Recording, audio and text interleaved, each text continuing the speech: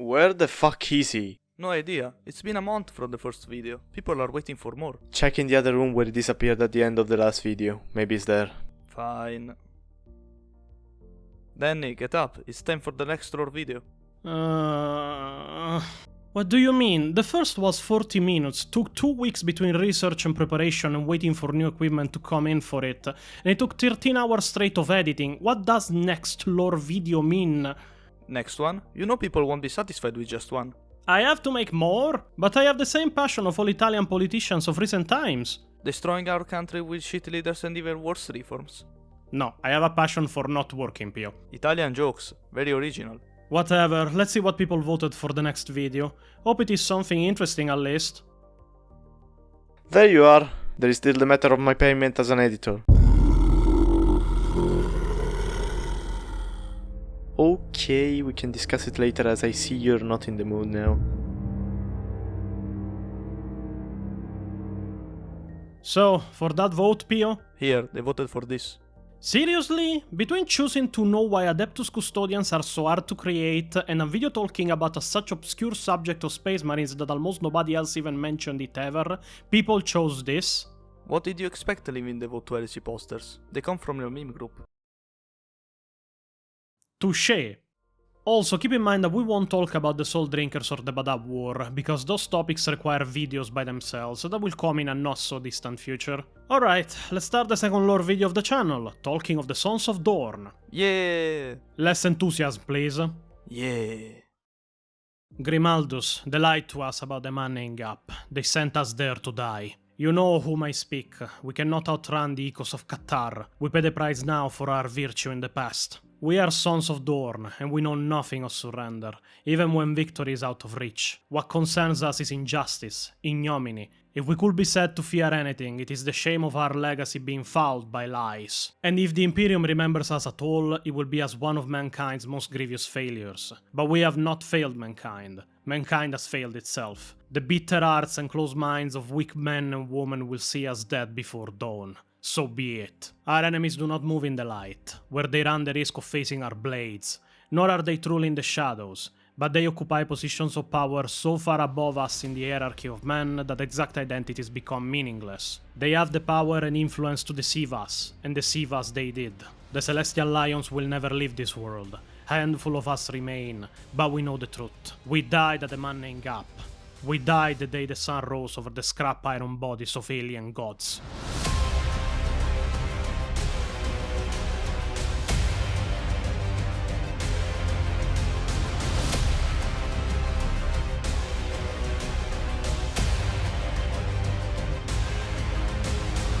The story of the Celestial Lions unfolds in the months after the end of the Elsrich Crusade, during the ceasefire brought by the unfavorable conditions on the planet of Armageddon. Grimaldus, having now recovered from the wounds he sustained from the collapse of the sacred temple of the Emperor Ascendant that buried him in rubble, is once again leading the Black Templars to help in the defense of Hive Elsrich against the green tide of orcs that had invaded it. Until the Hive, or more specifically him, received an emergency signal from out in the wastes of ash of the planet. The emergency signal came from a Thunder Eagle gunship of Space Marine origin, but the interferences caused by the storms of fire, sand and ashes of the planet made it distorted, to the point that Grimaldus had to use a Valkyrie to fly in the ash wastes to go and check in person who had sent the signal. Upon his arrival, he found a scorched Thunder Eagle gunship half buried in the ashes of the wastes. The storms of fire of the planet made staying outside the city walls almost impossible, so they had to investigate fast. What they found inside was unexpected. A single body of a Space Marine lay slumped inside.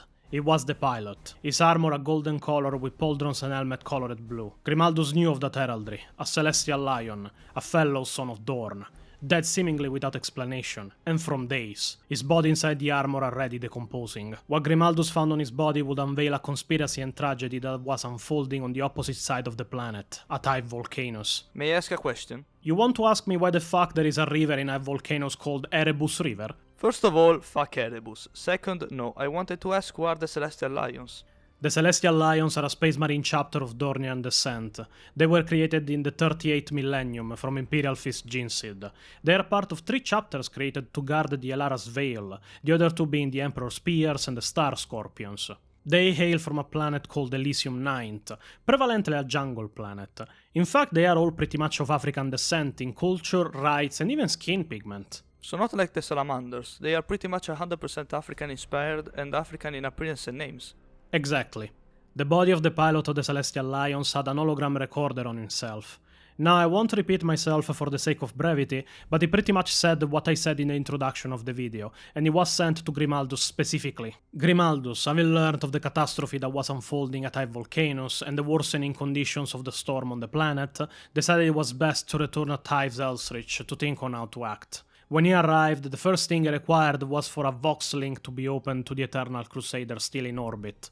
There, he will give only 4 orders to the Surf responding to the communication. First, I need a full accounting of their war fleet. Second, contact whatever command structure remains in place at Hive Volcanoes, and acquire a detailed report of every Adeptus Astartes casualty in that region since the war commenced. Third, Cyneric and I need a gunship to return us to the Eternal Crusader. If the storm hits before you are able to arrange it, we will risk teleportation. And fourth, make contact with the ranking officer of the Celestial Lions, garrisoned at Hive Volcanoes.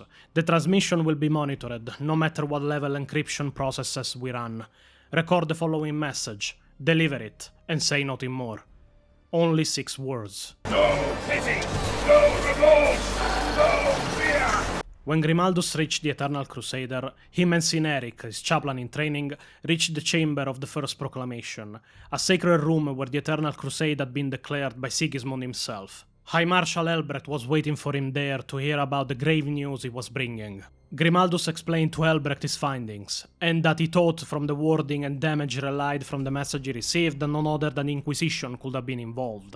Helbrecht too was convinced they were involved in this matter with the Celestial Lions, and he already had checked the losses in the void of Celestial Lions' void ships and battle barges. Helbrecht confirmed that they had fought in every engagement side by side, but that by this point, only 3 vessels of the Celestial Lions remained, and that this level of losses for a Space Marine chapter coming full strength to a war was unheard of, and impossible by Marine standards. But at the same time, he feared that what Grimaldus might find might bring the Black Templars into conflict with the Inquisition.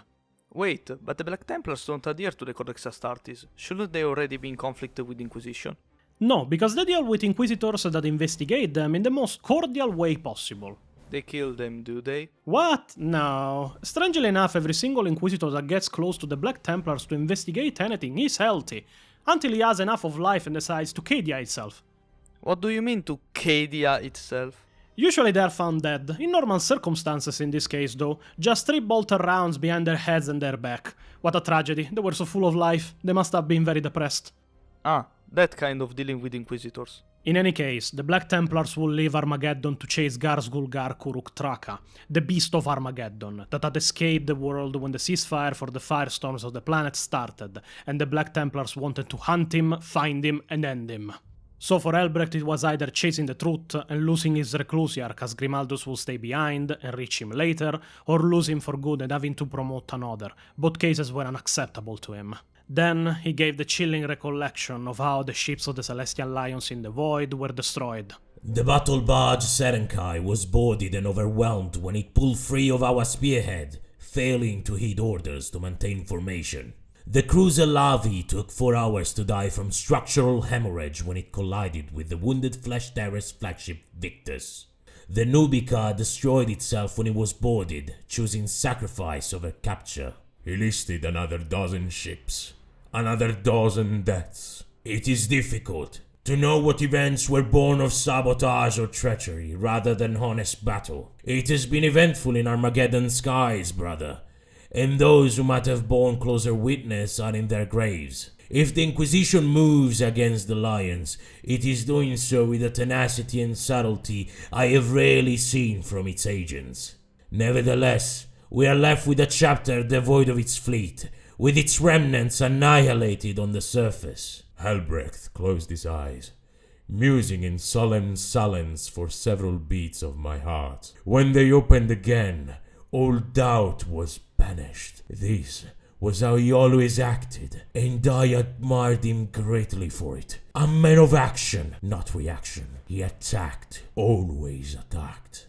Justice calls to us. Helbrecht was a righteous leader. Complicity in a subterfuge brought by silence when asked for help was not a choice he would ever make. So he relied on Grimaldus to find out the truth and report it back to the Black Templars. He gave him 3 days before the departure, not a day more. When Grimaldus reached Hive Volcanoes, the fortress where the Celestial Lions took defensive positions to protect the Hive was already in ruins, seemingly from weeks. No corpses were present either, nor of the enemy or the Celestial Lions, until a Vox channel was opened by a Celestial Lion present in the fortress, that guided Grimaldus and his apprentice to the launch deck of the now ruined fortress. There, 20 Space Marines of the Celestial Lions and various servitors piloting lifter sentinels were transporting ammo crates from their own deposit to Thunderhawk gunships, but in what resembled more a looting than a resupply. One of the Lions came forward. He presented himself as Pride Leader Ekene Dubaku, Pride Leader being the rank name for a squad sergeant. He added that he was the one leading the Lions that remained. The chapter had been annihilated so thoroughly that now the highest ranking officer remaining in it was a squad sergeant. There are 96 Lions still drawing breath upon this world, Reclusiarch. I inherited command from War Leader Vekembei, he of the spear that hunts hearts. He walked into the Emperor's embrace 18 days ago, Ekene explained. Grimaldus knew of Captain Vekembei. He was saddened by his passing. He then asked of brother chaplain Julkara. The speaker Julkara is dead to the Kine, slain 24 days past, Ekene answered, the Kine being the way the Lions called the green tide of orcs. When Grimaldus inquired about the looting taking place in their own fortress, Ekene took word once again. We have little choice since it was overrun. Our fallback stronghold is within Volcanus itself, but we risk raids out here every 3 days. Ammunition is low, production and resupply from our fleet has dropped to almost nothing. We have swallowed our pride long enough to request aid from the Flesh Terrors and Black Templars, but the former are as depleted as we are, and the latter are preparing to set sail. Your brothers are taking the fight out into the stars, Reclusiarch. We have no right to beg for scraps while being left behind. So we exist by plundering our fallen fortress and looting our own dead. They have a very powerful sense of honor. I like them. You are not the only one, even if their tale is as tragic as the one of the Lamenters. The Celestial Lions had arrived at Armageddon to defend it from the Orcs with 183 warriors in total, and now only 96 remained on the surface. More Marines had perished in this remote location of the planet than in any other location the war was fought on. Once Grimaldus joined them on their Thunderhawks, Ekene started to explain to him all the misfortunes and problems they had incurred in, so many that even Grimaldus was convinced it was more sabotage than bad luck. 3 months had passed from when they had dropped here, bolter to blade in the city's burning streets, where they had suffered casualties far in advance of any other chapter. Everywhere they fought, the enemy struck with overwhelming numbers. Often they were deployed to reinforce Imperial Guard elements that were long dead by the time the Lions arrived, leaving their warriors deep in enemy territory, having to fight to withdraw. On at least 15 catalogued occasions, they were ordered to advance on specific critical objectives, only to find themselves fighting alone without the support forces they were promised or the reinforcements that should have arrived. Casualties mounted, operation after operation, day by day. Ambushes were common, even on routine patrols through territory that had already been pacified. The Lions were assigned to all the crucial districts and sectors of the city, and accordingly moved in forces to cover all the necessary territory they had to defend. Yet they found their patrols being hit harder than any orbital intelligence had predicted possible. The enemy would appear in numbers undreamed, rising from ambushes in sectors that were recorded as being cleansed in fire beforehand. They were also granted orbital peaks and Auspex Scry readouts from the command of the Hive, only to find that the intelligence they were given scarcely matched the embattled realities of their deployment zones. Time and time again the Lions jumped into the fire, blade in hand, and ate for the alien on their lips. They would not allow the city to fall. They could not allow the enemy to live. It did not take long for them to rely foremost on their own scanners and scouts, but their equipment suffered unexpected deteriorations and frequent jamming. Their scouts often fell silent while out in the city alone. Sometimes the Lions will find their scouts' bodies, usually they will not. Peaked feeds from their vessels in orbit were distorted from the void war playing out above, but those rare wrecked visual clues were the most reliable intelligence they could muster, but they became infrequent as their fleet was annihilated in the sky. Less than a month into the campaign, rearming runs from the orbital vessels began to grow as rare as the reliable intelligence. Celestial Alliance dropships were destroyed high in the atmosphere on 2 occasions, and on another, High Volcano's own wall guns malfunctioned and destroyed an upcoming shipment, blowing 7 loaded Thunderhawks out of the sky. With this series of events happening to you, you are either a lamenter or you made somebody very high on the hierarchy very angry about something. I am surprised I didn't get a letter from orbit with the seal of the Inquisition with "We hate you" written on it. It is the only thing missing. Just weeks into the war, and already half the chapter lay dead. Then came the Battle of the Man-Named Gap. The Man-Named Gap was a canyon running through the mountains north of 5 volcanoes, like a wound opened on this planet's crust, torn open by the slow and active tectonic plates of the planet. The planet was very familiar with frequent earthquakes between sandstorms and wars. The Lions were charged with attacking the canyon, as there the Orcs were building their scrap iron god machines, the Gargants, the Orc equivalent to Titans. The only good thing about all of this was that the Gargants were still being constructed, so they were inactive. But the Guard couldn't be trusted with such an operation, nor it had the forces in the first place to assault it without leaving High Volcanoes undefended.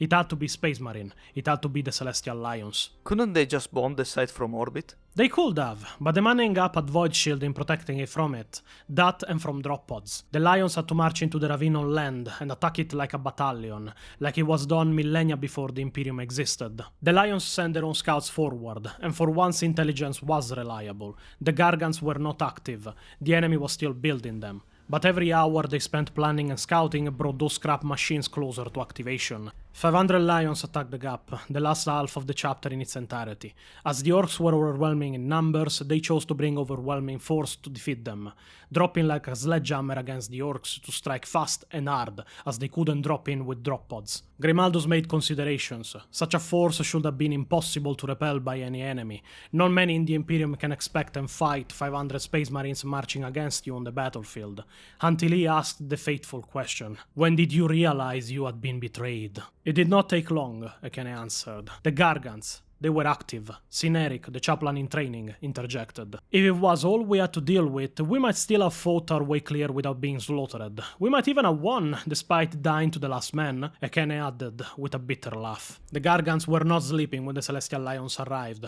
On the contrary, they were waiting. The ground shaking beneath the tracks of Celestial Lions tanks firing upward, and the first steps of each Gargant entering full activity for battle. The commanders and captains screaming orders and organizing the attack still in this full-out ambush by the Orcs. Even Grimaldos commented that Dorn would have stood with them that day if he had been on Armageddon. But that is not where it ended. The true ambush was still to begin. Greenskins started spilling from the earth, pouring in hordes from warrens within the canyon sides and rocky ground. Thousands of them, roaring beneath fanged war banners and standards made from crucified lions taken in other battles. They filled the ravine like sand in an hourglass, blocking all hope of withdrawal and eliminating every chance of victory. They knew we were coming. What other reason would there be to bury whole war clans under the rock, waiting for such an assault? They knew we were coming. Their overlord was a beast clad in scrapbook armor, the biggest greenskin we had ever seen. He ate the dead, his own and ours. Captain Vularak buried the warsword Jehara in the beast belly and carved 3 meters of stinking alien guts free. It did nothing. We fought as we fell back, but we knew we were betrayed. That is not all. Sniper fire, brutally accurate, rained down from the canyon walls. I'm not speaking of the solid shell rattle of greenskin projectile throwers. I know how these aliens fight, Reclusiac. This was viciously precise laser weaponry, knifing through our officers' helms from above. War leader Dakembe shot through the throat. Spirit Walker Azadar taken before he could unleash his powers, his skull blown open by 2 crossing lash shots an arm's length away from me. Death Speakers, War Leaders, Spirit Walkers, even Pride Leaders cut down with fire too precise, too clinical to be the enemy. Why does that stink of Vindicator assassins? Because the Inquisition is involved. Even if it is strange, Vindicators use bolt sniper rifles, not energy-based sniper rifle. But it isn't the last time an assassin will be involved in the story, so yes, Vindicator most probably. And I imagine this is where the orc sniper's meme came from. Exactly, even if I don't understand why. Even Dubaku doesn't believe them to be orcs at all. Even if orc snipers do exist. One is one of my favorite 40k books, 15 Hours. Great book, check it out if you guys want. The Celestial Lions fought relentlessly for 4 hours. They carved their way back where they came with blade and bolter, abandoning a sea of dead tanks and dead battle brothers of their chapter. The gene seed of half of their chapter was left to rot in the canyon, unharvested by apothecaries, and defiled by the enemies they had left alive. It was not a retreat, they fled the battlefield. They fell back to their fortress, just to find it overrun by orcs too. They had to fight to flee their own fortress that they didn't even have the chance to defend. For every gunship that flew away to safety, another 2 were shot down by the enemy. By the time they had reached Volcanoes and safety, only 3 officers over the rank of sergeant had remained. Chaplain Julkara, that was the one to send the emergency communication to Grimaldus, Captain Veckenbay, and their last apothecary, K-Tuk. They retreated in an abandoned foundry deep inside Volcanoes. Their apothecary, K-Tuk, did not survive the first night in it. He was found at dawn, slouched against their last land raider, shot through the islands. The gene seed he had been carrying gone, and nobody left to harvest the rest with all apothecaries dead. The Celestial Lions lost their fleet, their armory, their officers, and with their last apothecary their last hope of rebuilding their chapter. I have another question. Why CS Goto is the worst 40k writer to ever exist? What? No. Why weren't the almost 100 warriors left of the Celestial Lions protecting their last apothecary? He was found at dawn, alone. If I was Dubaku, I would have ordered the 20 marines to sit on him for the rest of the war at that point. Good question, and I don't know how to answer it, because by that point it was clear somebody wanted all of their officers dead. All of them dead, actually. At that point, the Lions had made up their mind. They would die on this world, at the Manning Gap, side by side where their brothers died weeks before. And even with Syneric protesting it, telling them that there was no shame in survival even if it meant abandoning the battlefield to fight another day, their mind was made up. If they had to die, they would do it in battle until the last marine fell. Grimaldus wasn't called to help them. He was called to record the truth about what happened before no Celestial Lions were left breathing on the surface of Armageddon, or the galaxy at large. But why all of this hate? What did they do to anger the Inquisition this much? You see, 50 years before the Second War for Armageddon against the Orcs, 5 companies of the Celestial Lions aided an inquisitorial representative calling for help at the planet of Qatar, during a war known as the Qatar Insurrection. Overseeing the cleansing and the compliance of the planet was Inquisitor Apollyon. The planet of Qatar was an ecclesiarchy world, full of cathedrals and monuments to Imperial saints, heroes, and the Emperor, where he was revered as a god among the citizens, but praying to a god that has not the power to answer back leaves the mind weak when your prayers are not granted, and the planet shifted to venerating something that could and would answer back. They started venerating Slanesh. The priests were first, they then corrupted the leaders, that corrupted the Imperial Guard, and then a good portion of the citizens. The rebellion was crushed by the Celestial Lions in a matter of months. All the corrupted enemies they had encountered purged with extreme prejudice. All the misguided and surrendered normal people taken in as prisoners. And when the war finally ended, the Celestial Lions boarded back their strike cruiser and battle barges to leave. They witnessed as they were preparing to depart from orbit the entire fleet of the Imperial Navy opening fire with capital weapons against the planet. They saw the planet they had just spent months fighting on, bleeding and dying to conquer, reduced to charred ash in exterminatus. One of the members of the Celestial Lions chapter, Captain Saul, contacted the Imperial Navy and attempted to halt the bombardment, only to be ignored, and even received a communication from Inquisitor Apollyon, thanking the Celestial Lions for their services, even if the end they were in vain. The Inquisitor had declared a planet of 8 billion souls to oblivion in mere days, judging them all as heretics and ending them with their planet. The Celestial Lions from that point on became very vocal about the actions of the Inquisition. They sent a series of very loud and public condemnations against the Inquisition in general to neighboring worlds and their leaders, to warn them about what the Inquisition had done on Qatar. And a delegation of senior officers of the chapter even left for Terra to further their case with the High Lords of Terra. The ship they were on never reached the Throne World. It was found 2 years later, blown off course by warp storms it seemed, as a wreckage inside Orc territory. But this didn't deter the Celestial Lions, that still kept demanding an investigation in the events of Qatar. So they wanted all Celestial Lions dead to cover up what the Inquisition had done on Qatar. Smart observation, but wrong all the same. They didn't want all the Celestial Lions dead to cover what had happened. They wanted all the Celestial Lions dead because they had dared to speak up against the actions of the Inquisition. You have to understand that Inquisitors don't have their power granted by force like a Space Marine chapter. You move against a chapter of Space Marines, you have hundreds of superhuman warriors against you, with their own fleet and their fortress monastery. If you move against an Inquisitor has no one. Their power is in their rank, not in their ability to enforce it like Marines can. It is their rank that bans soldiers and people at their will, and if you can openly question that power and go unpunished, it means that the power you wield is feeble and non-existent. The Inquisition was making an example of the Celestial Lions to show the other chapters of Space Marines what will happen if they speak up against them. They were being made an example of to reaffirm the power in rank only of Inquisitors in general. And when the Second War for Armageddon against the Orcs started, the Inquisition had the perfect occasion to hit the chapter hard and fast, to delete it from existence without having to get involved directly. And how did their story end? Grimaldus had an heart-to-heart with the Celestial Lions, but left enraged when he realized they were asking him to give them their blessing as a chaplain to go to their deaths against the Orcs at the Man-Name Gap. But Grimaldus was a changed man after Hell's-Reach, and took action, not to stop them, but to aid them. Hell's-Reach was over-defended in that period of ceasefire, and he organized the relocation of forces from Hell's-Reach to Volcanoes without warning the Celestial Lions. That saw entire armies of Steel Legion reach Volcanoes ready for battle. In this battle will take part also Captain Andre and General Kurov, two familiar names for whom is familiar with the story of Hell's-Reach. Ekene was enraged, not by their presence, but by the actions of Grimaldus, but he was placated when Grimaldus promised that the warboss that had eaten the corpses of the lions would be slain by a lion, and not by a Black Templar or Trooper, as they started to march to the Man-Name Gap. The second battle of the Man-Name Gap was more brutal than the first, super heavy tanks reducing Gargants to slag as Celestial Lions flanked by Grimaldus and Cineric opened the way for human forces to advance. The gap filled with a mixture of blood of the Orcs and of the Steel Legionnaires and humans dead in the fighting that emitted such a foul smell that soldiers could be seen vomiting as they advanced against the Orcs. Until Grimaldus found himself face to face with the warboss that was commanding the Orcs of the Gap, a giant monster made of muscles and covered in looted tank armor, with a giant power claw that crushed a Space Marine in seconds when he was grabbed before Grimaldus faced him. The battle was heavy, and Grimaldus outmatched, to the point that his Crozius was stolen from him and used against him by the same warboss to try and kill him. The battle went on, but Grimaldus had to retreat as Ekene Dubaku attacked the warboss, emerging from the battle just to face it. The battle was fierce, both enemies spewing hate at one another with each blow, and left a bloody mess by the end of it.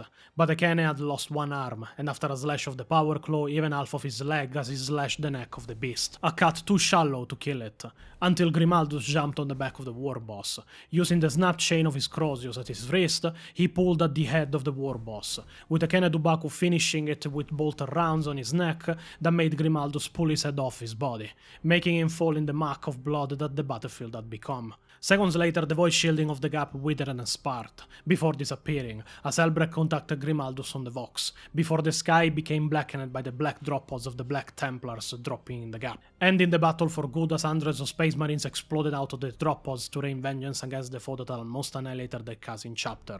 Unfortunately, General Kurov would perish in the battle. So, how many Celestial Lions survived the battle?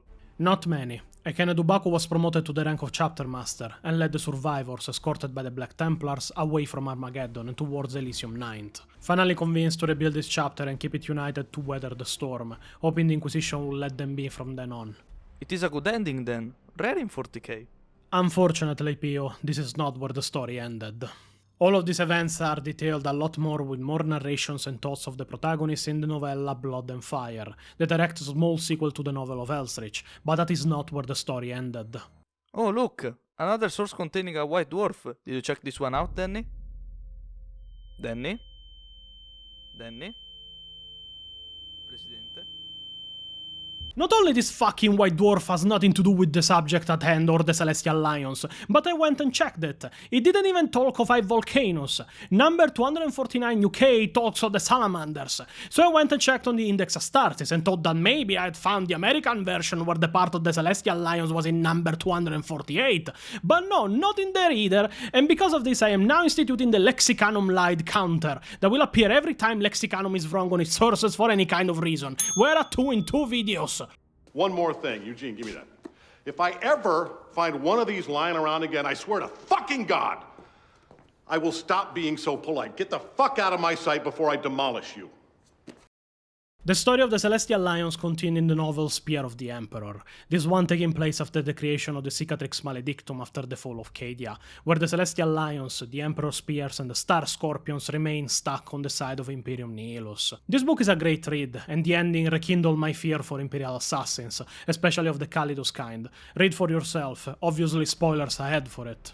At the end of the book, we encounter Ekene Dubaku again, still chapter master of the Celestial Lions, and guiding them in rebuilding and protecting their planet of origin even in such a bad predicament as Imperium Nihilus is. We are left to understand that the Inquisition withheld the secrets and technology on how to create Primaris, and even Primaris reinforcements from their chapter. They learned about it from their brotherly contacts with the Emperor's Spears. It is unknown if they produced any Primaris at all after learning of it.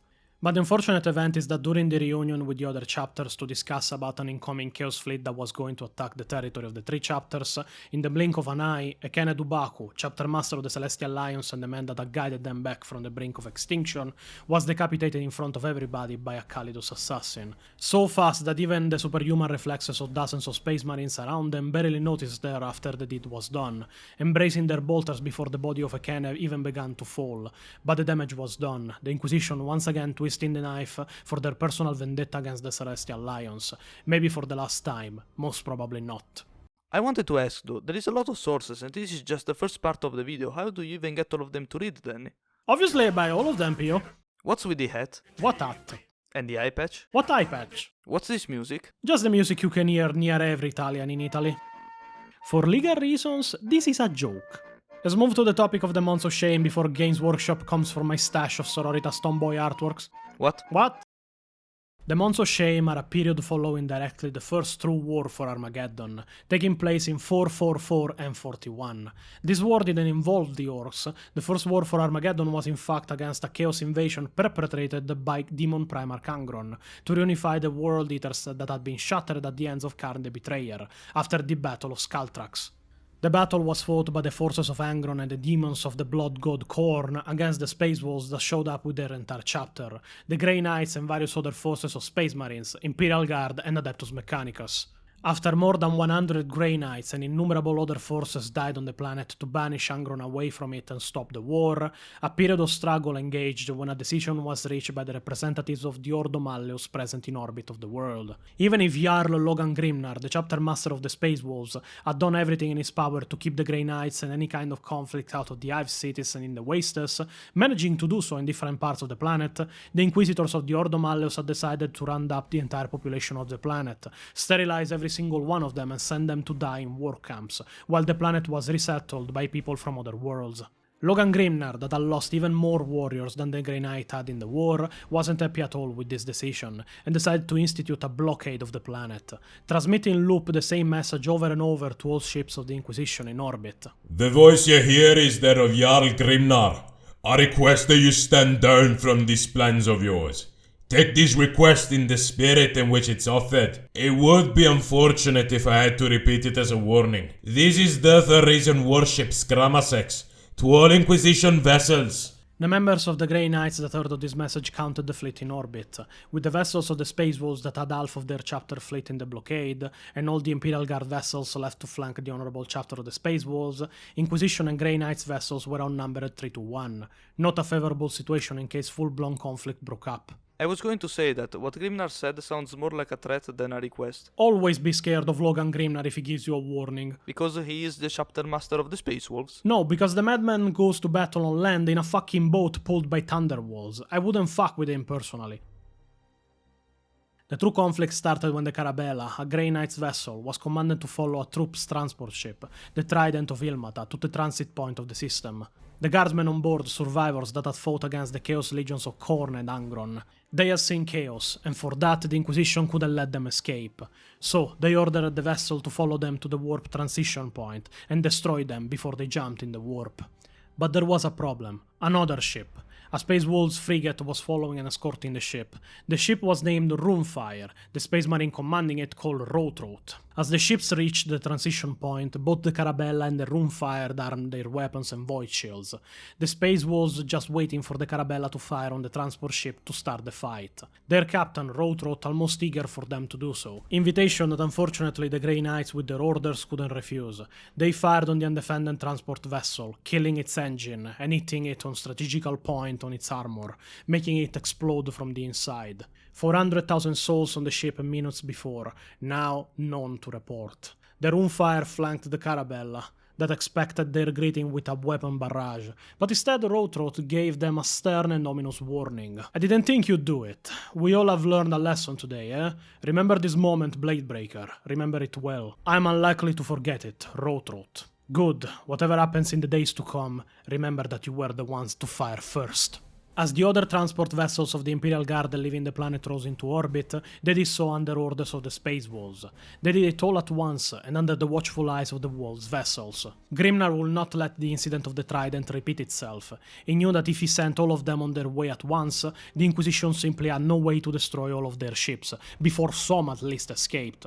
The Wolves couldn't save all of the people on the planet from the claws of the Inquisition, but their superiority in the Void would let them save millions of guardmen from being killed by their own allies. As the fleet of transports began to rise from Armageddon, Grimnar issued another message to all Inquisitorial vessels in orbit. This is Jarl Grimnar to the Inquisition vessels in orbit. Heed these words, all of you.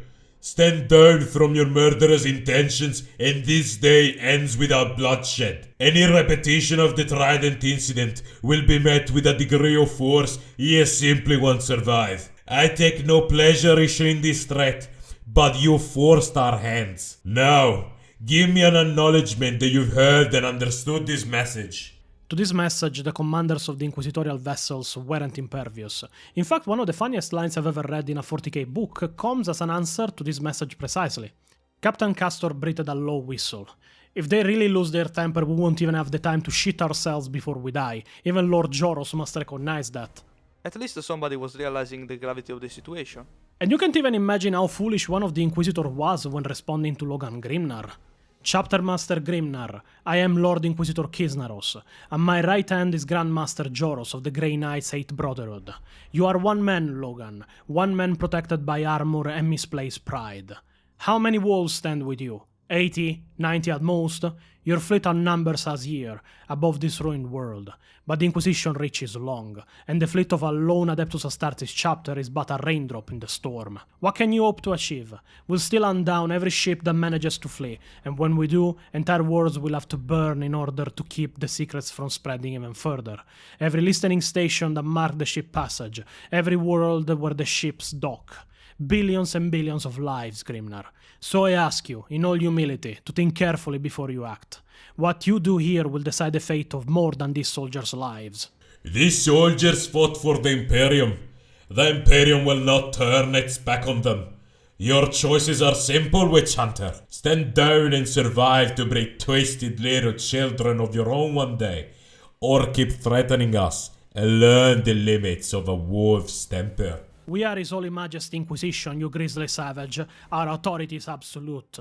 We know what is best for mankind's realm. Your place is to obey, nothing more. Such mighty words from a man with so few guns. These people are untainted, Inquisitor. Let them go, and this ends here.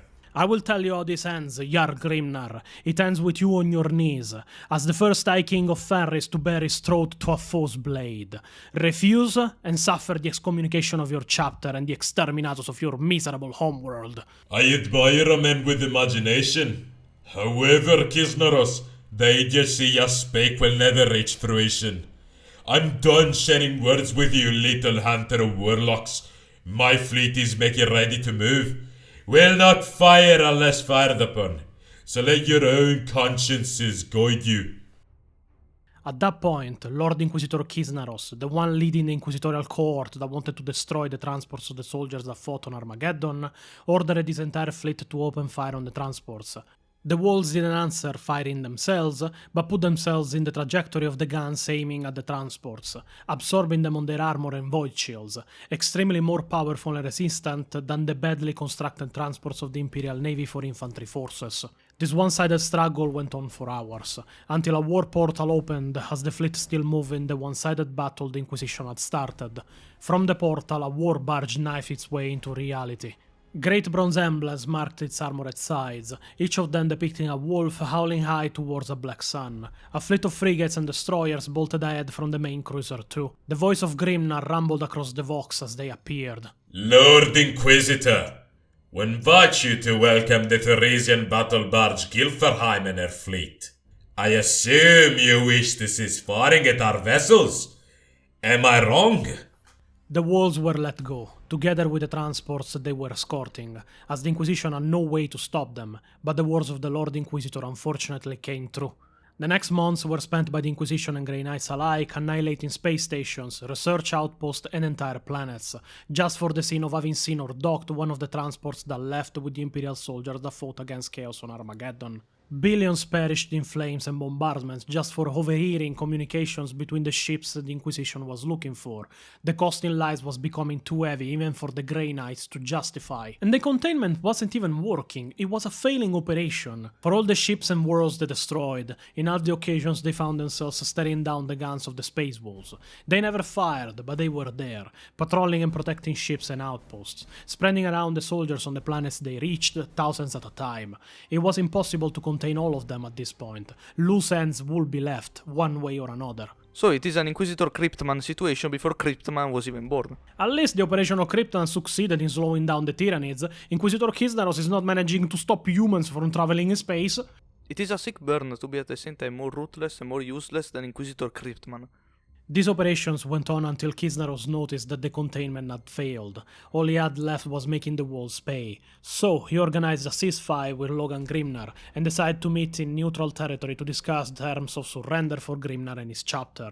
The Inquisitor didn't respect the terms of the ceasefire. He fired with an entire fleet upon the 5 ships that Logan Grimnar showed up with, destroying 4 of them and damaging heavily the flagship of the Space Wolves, the Scramasex, a ship that existed from before the Inquisition was even founded by Malkador the Hero.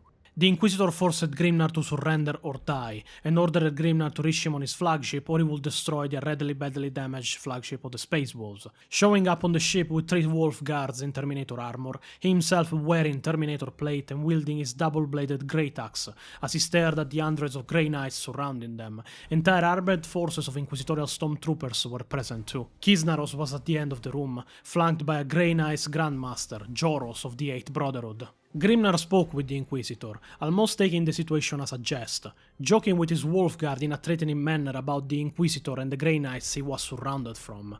But this wasn't a jest. He was interrogating them to know one specific thing. He wanted to know who broke the rule of the ceasefire and betrayed their honor to attack an enemy that had come not to fight, but to talk. Joros confessed that it was him that had ordered to fire upon the walls when they arrived, and in all of this, Grimnar smiled, naming him Oathbreaker for it. Lord Joros of the Eighth Brotherhood had ruled with a cautiously ambitious hand for 70 years. He was respected by those of his own brotherhood, though scarcely loved, a warrior admired, but rarely emulated. The list of his deeds was more impressive than his unapproachable exterior might suggest. While he lacked a great many commendations for command, as a duelist and a frontline fighter, he was acknowledged across the Order that few could match his reputation and skill with 2 falcon blades. A vital aspect in any Blade Master's repertoire is the ability to read an opponent's movement, and react with a greater speed than they can act in the first place. Joros was a master, and his reflexes were renowned. And yet, his blades had scarcely cleared the scabbards when Logan Grimnar's axe of blackened steel and burnished gold cleaved into the Grandmaster's breastplate and throat, ending a worthy, respectable life of service with a single crunching chop. Skill issue. Kisnaros ordered all the troops aiming their guns at Grimnar and his Wolfguard to hold, as they tried to teleport away. The Grey Knights tried to stop them, but the wolves shot a single bolt around each of them killing a Grey Knight Justicar in the armies that were surrounding them, throwing the psychic balance of the Grey Knights present into disarray, and letting the 4 wolves teleport back to their flagship. Kisnaros let them and their flagship go away without further conflict, but now things will change. The months after were spent in open war with the Space Wolves. Grimnar had had enough about this whole affair. Now the Wolves weren't simply defending themselves, they were attacking. They were opening fire upon seeing Inquisitorial or Grey Knight ships, to the point that in half of the operation to purge the survivors of Armageddon, the ships were falling silent and disappearing, or being found as burned wrecks in the void. The Wolves had enough. The Inquisitor and the Grey Knights he commanded had enough too. The Inquisitor with the whole situation, and the Grey Knights with the Inquisitor in the first place. I have another question. You want to ask me why Italy is trying to make Rickrolling into a crime? What? What does that have to do with... Wait a second, are you serious? I rickrolled a guy this morning. What? What the fuck?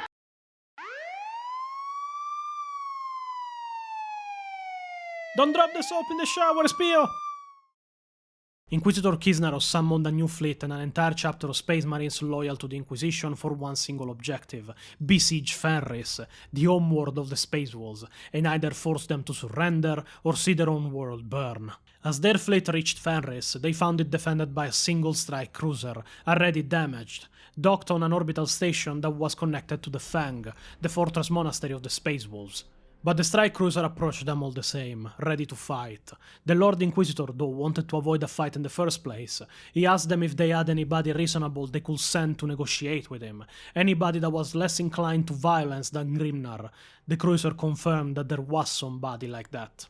When the Lord Inquisitor, a Grey Knight, and another fellow Inquisitor descended on Fenris to negotiate, they found themselves in the presence of none other than the dreadnought Bjorn the Fell-Ended. For who is not familiar with him, Bjorn is the oldest loyalist dreadnought and space marine still alive, inside or outside a dreadnought. He is so ancient that even at the time of these events, in the middle of the 41st millennium, or in present-day 40k in the 42nd millennium, he is the only marine still alive in any way that has fought to the side of the Emperor, literally, as he even commented that he thought the Emperor liked him, and stayed loyal to the Imperium for all these millennia, serving his chapter from the beginning as a marine, as the first High King of Fenris and chapter master of the Space Wolves after Liman Ras disappeared, to now that he is the most ancient of dreadnoughts. But the negotiations went nowhere. He was more reasonable than normal Space Wolves, but he was nonetheless a Space Wolf.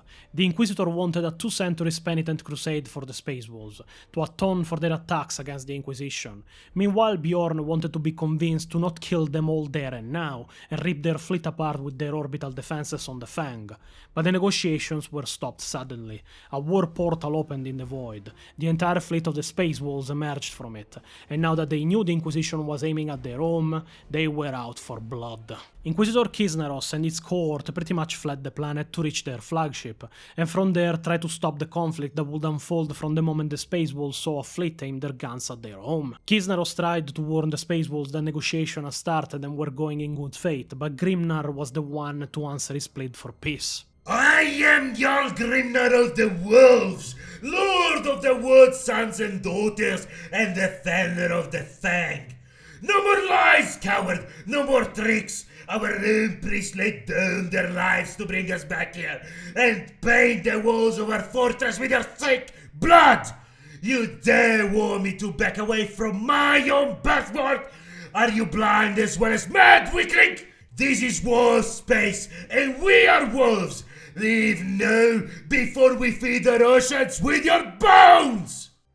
The fight went on for hours. Inquisitor Kisnaros coordinating the fleet directly against the Space Wolves, while some of the ships were bombing the Fang to rubble from orbit, but even their flagship was taking heavy fire. The Wolves had gotten so close for this void battle that maneuvering effectively became impossible. It was impossible to avoid incoming fire without ramming other ships by mistake. Then, it happened. A flashing light directly on the bridge where Kisnaros was coordinating the attack on Fenris. Logan Grimnar emerged from the light of a teleporter directly on the bridge of the Inquisitorial flagship, sprinting in Terminator armor, forcing its joints to move so fast that the armor was sparking, and the sounds it emitted showed how much stress it was being forced into to sprint. For comparison, Space Marines have problems walking fast in Terminator plate. Logan Grimnar was so furious about the actions of the Inquisitor, he was running in it. Various Grey Knights opened fire on him with their Stormbolters, but were unable to stop him or slow him down. With a leap on a console, he reached the command throne of the flagship, cutting to pieces the Grey Knights that tried to stop him from reaching the Inquisitor. Inquisitor Kisnaros faced the old warrior, weaponless and clad only in ceremonial power armor. He said nothing. He never had the time to whisper a single word. The axe Morkai didn't even slow down going through him. Lord Inquisitor Kisnaros' head fell from his shoulders, rolling and banging down the steps. The body toppled a second later, collapsing back in the command throne. The battle didn't stop even then. Astartes of the Wolfguard teleported on the bridge and started killing everyone in sight, and this all went on until the battle was stopped by Bjorn teleporting directly on the bridge of the flagship, pretty much ordering everyone to stand down. Even Grimnar had to kneel in his presence, everybody had. He brought attention to the two fleets in ruin, the Fenrisian orbital dock destroyed beyond recognition, the Fang aflame with 3 ships having hit the walls of it when they fell, the Fenrisian winter was entering the fortress. This all was useless, wasted lives for a petty grudge. And it would end in that moment. He ordered it, and this order was obeyed by the entire fleets that stopped battling one another. Back on the planet though, Bjorn gave a stern warning to Grimnar to watch the skies, as the Inquisition wouldn't stop, and they will surely return, and once again, he was right. These words will become true hundreds of years later, when Magnus the Red, after the opening of the Cicatrix Maledictum, would assault once again Fenris to destroy the walls that had burned Prospero, his people, and condemned his legion to an existence of sorcery and dust. The Space Walls won that engagement, helped too by the Inquisition, but the Inquisition then asked for the inevitable. All people on Fenris had seen chaos, they needed to be purged. And Grimnar knew that opposing the Inquisition again would mean the exterminatus of Fenris, so he had no other choice than comply, and condemn this chapter to extinction, as Space Walls Genocide works only with the tribes of Fenris. In fact, if it wasn't for the Primaris reinforcements and the partial stabilization of Ras Genocide, the Space Walls would have gone extinct through sheer attrition. This was the culmination of those months of shame.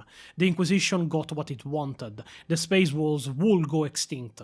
If the Primaris hadn't appeared, that is. Also, you're not escaping, Lexicanum. The months of shame and war that followed don't end on chapter 24. In fact, they end on chapter 26, another one for the counter of Lexicanum lied.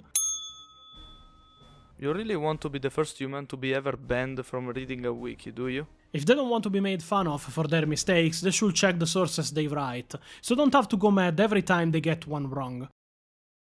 The Inquisition will try to purge even a first founding chapter just for standing up to them? Yes, they will bomb the planet of one of the Primarchs if it meant repaying open opposal to their methods or ideas or actions. In many cases though, it isn't even methods or actions you can oppose. The danger of chaos is real, and anybody that witnesses chaos will become corrupted at some point. A single heretic can bring an entire world to ruination. So in all stories you have to see both sides of the coin. Rarely who is right or wrong is black on white as many will go. Calling the Inquisition good or evil is wrong. The Inquisition is grey, and it acts in protection not of thousands or millions or billions, it acts in protection of the entire species from an endless number of dangers. Killing millions to save billions in their eyes is justified, because they know how fast corruption can happen and especially can spread. But it is also true that absolute power corrupts absolutely, and it is why many Inquisitors are power-drunk lunatics that will kill you even on the suspicion of having done any heresy of any kind. But without them, the Imperium would have fallen to chaos long ago. But while we can read the stories of those that still live after clashing with them, with many, we can't any longer. The Tiger Claws, for example, are one of the chapters that couldn't tell their tale after clashing with the Inquisition. In 680 and 41, far distant from the Maelstrom zone, a strike cruiser, the Bakasurra, emerged from the warp. It belonged to the Tiger Claws, and reappeared at the edge of Segmentum Pacificus, containing over 100 battle brothers of the chapter, that was declared destroyed over 1,400 years before. After helping the Storwings Space Marines fight a battle against the Eldars, they returned to the locations of their fortress monastery on Croda. Their sun had enlarged. The world their fortress was on reduced to an irradiated lifeless rock, and the Tiger Claws were all but a forgotten legend. Captain Vetala of the Tiger Claws, now the de facto chapter master of a dead chapter, traveled to Holy Terra to petition for the release of the chapter's genocide stored in the walls of Terra, and the rights and titles to rebuild the Tiger Claws. The captain disappeared without a trace while awaiting the hearing for his petition. Rumors in inquisitorial circles hinted that the lost chapter was considered tainted by some, and was part of the so-called cursed founding. So, better leave it dead. The Bakasurra was last seen conducting operations in the region of their chapter's dead homeworld, but could not be located by ships sent to the area to track them down. The rest of the events involving the surviving Tiger Claws will have to wait until I decide to make a video that talks about the Badab War. Oh, come on, you can't end a video like that. I am Fortuna, I can do that if I want. Can't we hear another story of a chapter that tired the Inquisition? Fine, but I'll make it a short one. The Flame Falcons were a Space Marine chapter created during the 21st Founding, also known as the Curse Founding. Initial combat trials involving the chapter were a resounding success, and they were put on active duty on the southern rim of the Imperium, based on their new homeworld of Lete. Their first engagements against the Orcs and the Elder Pirates of the sector promised a great future for the chapter. They were considered hardy and courageous, even by the standards of Space Marines. But 100 years later, during the Battle of Raffenburg's world, this would come to change for the Flame Falcons. At the height of the battle, that was their largest engagement at that point, the first company of the chapter had observed to spontaneously immolate in places where the fiercest fighting took place against the rebel force. Their chapter master reinforced the front line, but fearing witchcraft, he sent for an Inquisitor that was accompanying the Imperial army to come and check the situation. Before the Inquisitor arrived, though, it was reported to the chapter master that the members of the first company were not dead, but were in fact fighting with renewed strength and savagery, still covered in flames to which they themselves were immune to. The chapter master declared it as a miracle, a gift to them by the Emperor, but the Inquisitor had a different opinion, as he witnessed the remaining Marines of the entire chapter undergo the same change the first company went through. Upon the successful completion of the campaign, the Flame Falcons returned to Lede in celebrant mood, convinced that their unique ability was a manifestation of the Emperor's grace. On the same day, they were declared excommunicate traitores, and the Grey Knights arrived under order of the Inquisition to assault Lete, destroying the cursed chapter, even if it is thought that a small number of them survived. And did they? Surprisingly, yes. In the short story The Vorago Fastness, we meet Gerak, a black shield serving the Deathwatch in a mission to recover a Xenos weapon from a prison planet invaded by the Necrons, serving under Inquisitor Otto Dagover. And he is in fact a Flame Falcon, bursting into flames in the battle against the Necrons and slaughtering them ruthlessly with renewed strength. And now, another funny tangent about Lexicanum sources, but in this case not Lexicanum's fault. One of the sources for the Flame Falcons is Warhammer 40k Conquest number 75. When I read where the info was, I scoured everywhere.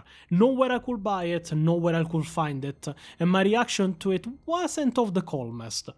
Where the fuck can I even find Conquest 75? But then I remembered I didn't know where to find the Conquest 75. I own the entire series of Warhammer 40k Conquest as it did the tours in Europe. I did own it in Italian, but at least I could check the info. Shame the Imperium series was never published in Italy, would have collected that too. So I went and checked the Wars of Iron, Exterminatus mission, and all that is said is that the chapter of the Flame Falcons, together with the Deathstrike, Iron Hands and Genesis chapter, performed a series of Exterminatus missions on the worlds of the Aulic sector that had not yet been assaulted and consumed by High Fleet Leviathan, and that these missions were a success.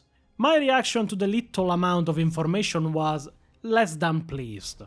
Quindi se io non avessi posseduto questa merda di giornaletto sarei rimasto in dubbio per cosa diceva sui Flame Falcons? Tutto per dirmi che hanno preso parte a qualche Exterminatus. A cagare deve andare chi ha deciso di inserire questo pezzo di lore all'interno della lore dei Flame Falcons. The rest is just Italian imprecations involving the family of the person that decided to put lore about them in one of the hardest sources of lore to find, and that I was lucky to own. I will spare you all of them. So, what you're telling me is that even when the Legion of the Damned possesses the same characteristics as the Flame Falcons, and it could have truly been a blessing of the Emperor, the only chapter to come out of the cursed founding with something positive instead of negative, the Inquisition just decided to purge them entirely for it? Exactly. So an idiot chapter master and an asshole Inquisitor stopped us from having an entire chapter made of Ghost Riders-like beings just because he feared they were tainted by something. We never even got a model or an artwork of one of them riding a bike while emitting flames from his armor. We don't even know what their insignia or colors were, Pio. That is a great loss of a cool chapter. You actually do make a great point that they were the only chapter of the Curse Founding to come out with something positive. I think I know where the Inquisitor that purged them is now. I will pay him a visit. What do you want to do? I just want to talk to him. What's the bolter for? I just want to talk to him. He's in the ball.